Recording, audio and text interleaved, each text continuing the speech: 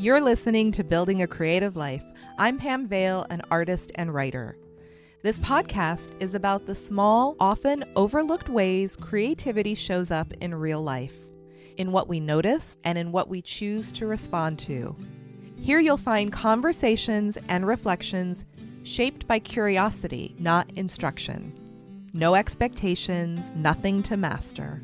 Just room to pay attention and trust where that leads. I've been in a stage of purging lately, and I'm not totally sure why.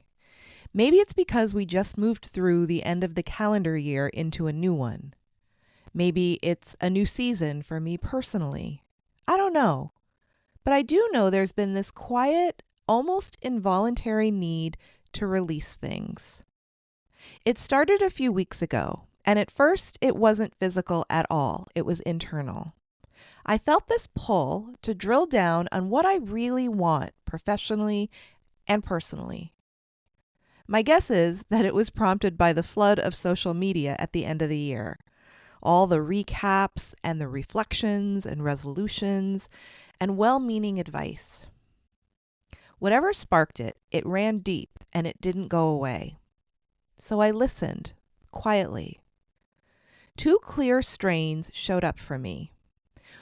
One was work-related, very mental and very internal. The other was creative supply-related, tactical and physical.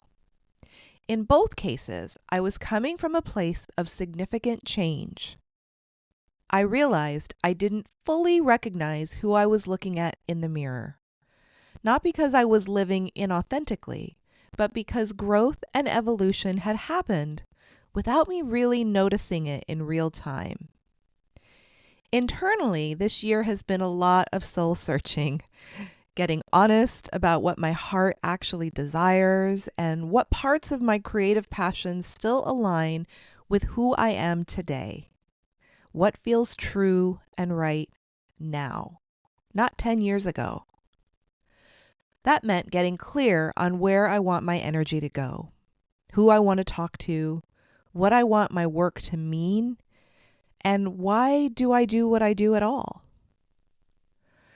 There was a lot of writing, a lot of conversations with my husband, listening for inner clues and meditating.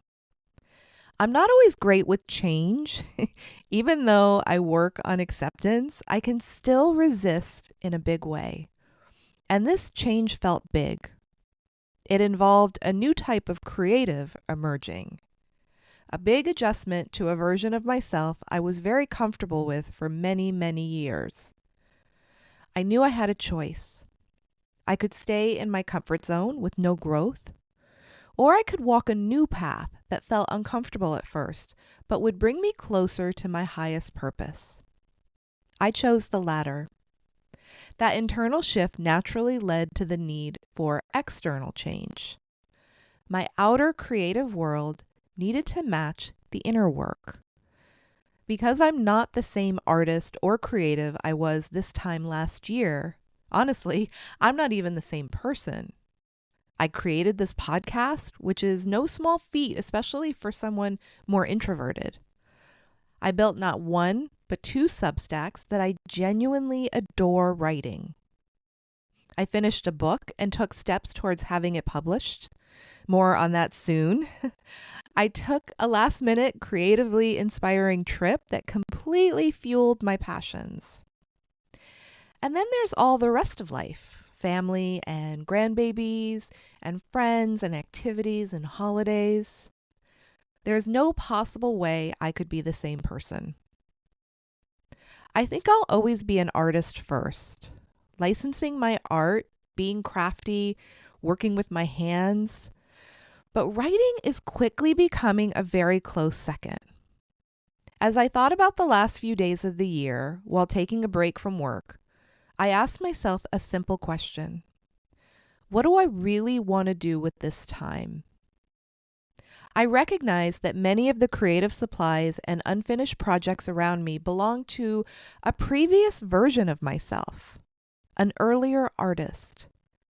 And instead of forcing myself to hold on to them, I decided to let them go. Not just to make space for new and more aligned creative expression, but to give those supplies the chance to actually be used by someone else, someone they belong to now, so they wouldn't collect dust or quietly weigh on me mentally and physically. I started small, one section of my creative space at home. I took everything out of the cabinets, cleaned the counters and shelves, and I went through it all with a gut check. If I felt even a small twinge, it went. I was quick and honestly a little brutal, detached, final. As an eclectic artist, getting rid of supplies is usually really hard for me, but this time it wasn't. It felt effortless, like the items already belonged to someone else, like I had already separated from them. When I was done, I looked at the space, decluttered, lean, organized, and I felt light and open and excited. I kept walking back into the room just to look at it, and it felt good and it felt true. Everything is accessible now. The space is appealing. Things are displayed in a way that feels intentional and inviting.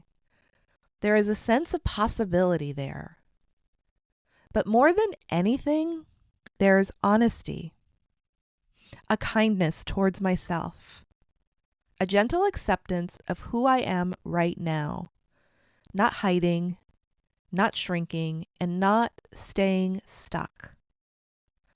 Just stepping out of my comfort zone and meeting myself where I actually am.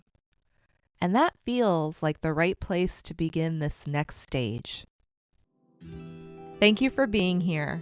I hope something from today's conversation stays with you in a quiet way.